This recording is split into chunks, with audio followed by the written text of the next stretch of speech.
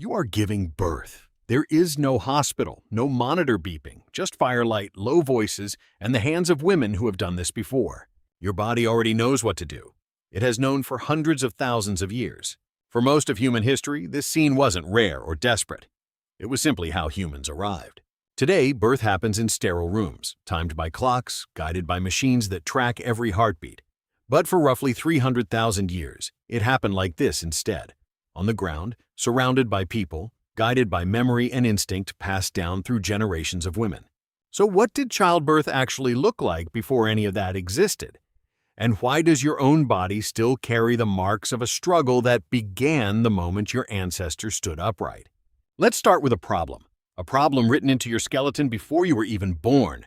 Human babies have unusually large brains. Human mothers have unusually narrow hips. Those two facts do not get along. In the 1960s, anthropologist Sherwood Washburn gave this contradiction a name. He called it the obstetrical dilemma.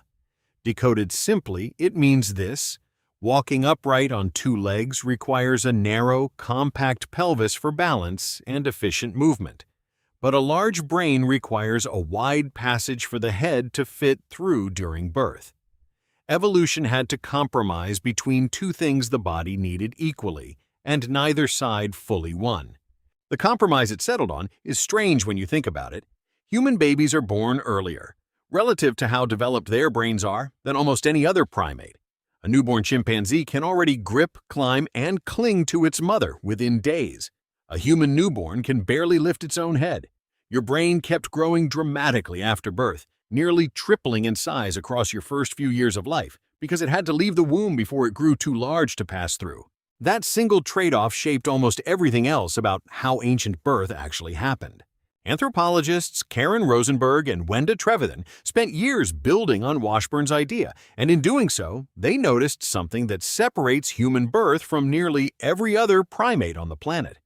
Chimpanzees give birth alone. Gorillas give birth alone.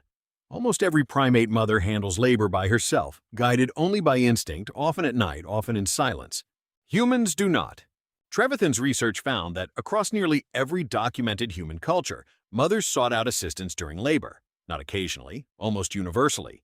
Part of the reason traces back to that same tight fit between baby and pelvis. Human infants are frequently born facing away from the mother, which makes it physically difficult for her to guide the baby out safely on her own, unlike most primates, whose babies are born facing forward and can be lifted out and cleaned by their own mother. So somewhere in deep prehistory, human birth became a group event.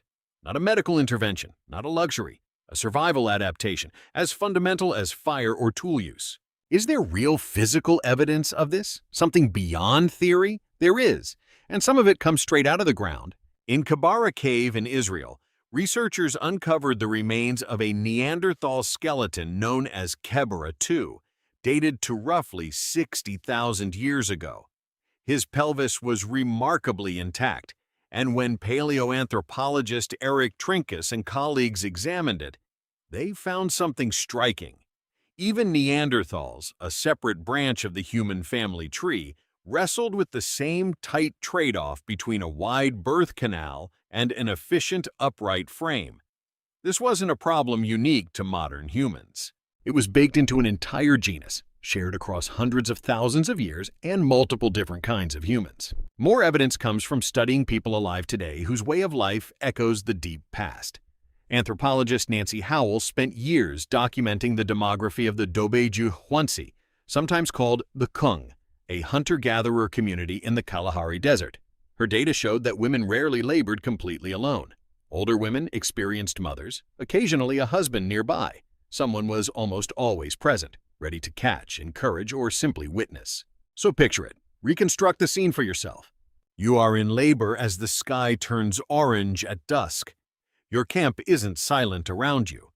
Women you have foraged with for years are close, murmuring instructions passed down across generations: when to breathe, when to push, when to rest and wait. There is no clock counting the minutes. There is no separate room built just for this.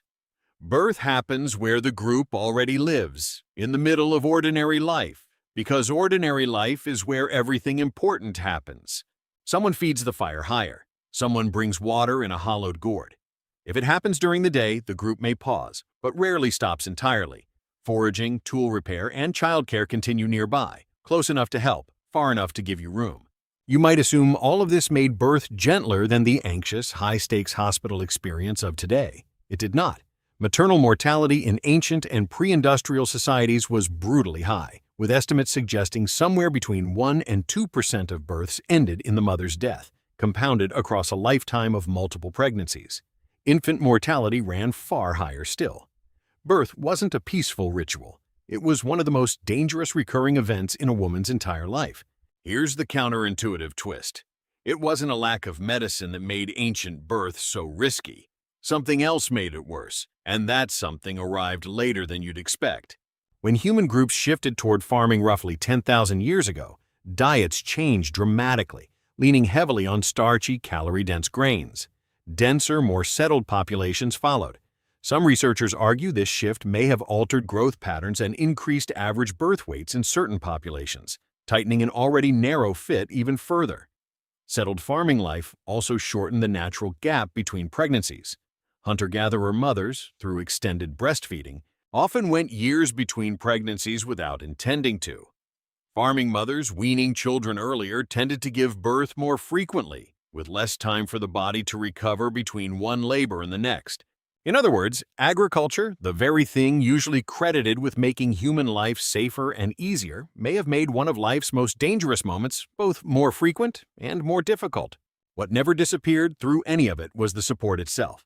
It simply changed shape over time. You can see the ancient pattern echoed today in a strange, almost overlooked way.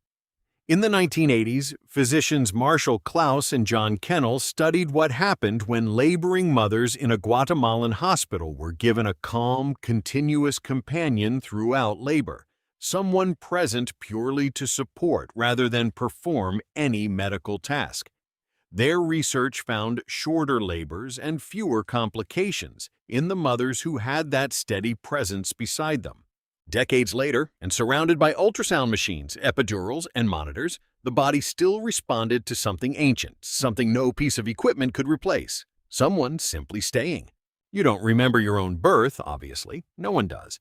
But the moment you arrived was shaped by a trade-off struck long before your species even existed, one that decided a big brain and a narrow pelvis could coexist, but only barely, and only with help nearby. That's the part worth sitting with. Your survival, from the very first minute of your existence, never depended on being self-sufficient. It depended entirely on someone else choosing to be there. You are giving birth. There is no hospital, no monitor beeping, just firelight, low voices, and the hands of women who have done this before. And this time, you know something you didn't at the start.